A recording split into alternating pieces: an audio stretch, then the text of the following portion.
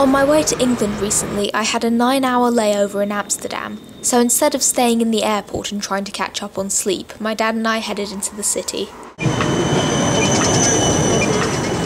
My first comment was that there was a lot of graffiti, to which my dad replied, "Welcome to Europe."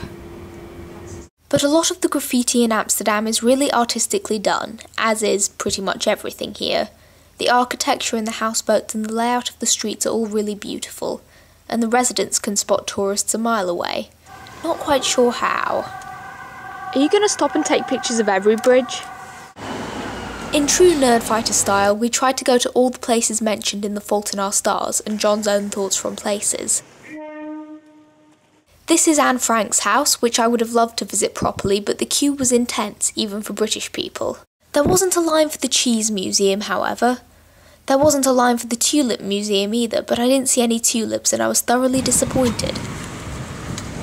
I did go to the Vondel Park, though. So I'm in Vondel Park, which, according to The Fault in Our Stars, is the most famous park in Amsterdam. One might marvel at the insanity of the situation. A mother sent her 16-year-old daughter along with a 17-year-old boy out into a foreign city famous for its permissiveness. But this too was a side effect of dying. I could not run or dance or eat foods rich in nitrogen, but in the City of Freedom I was amongst the most liberated of its residents. It's raining on my book, so I'm going to put it back in my bag. For some reason, when I was reading The Fault in Our Stars, I, against all logic, imagined that it would be sunny and warm, instead of like this. Filming me not knowing where we are. Yep.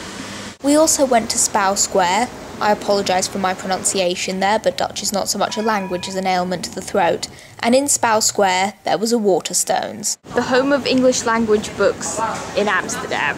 Nerd rule number 1, every time you see a bookstore, you have to go in.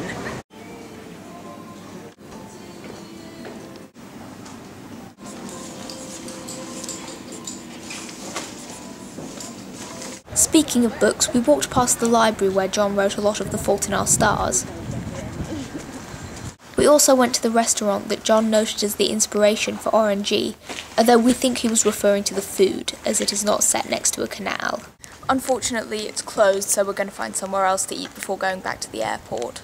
And that's the story of how I ended up in the middle of Amsterdam in an Italian restaurant eating pancakes and Nutella.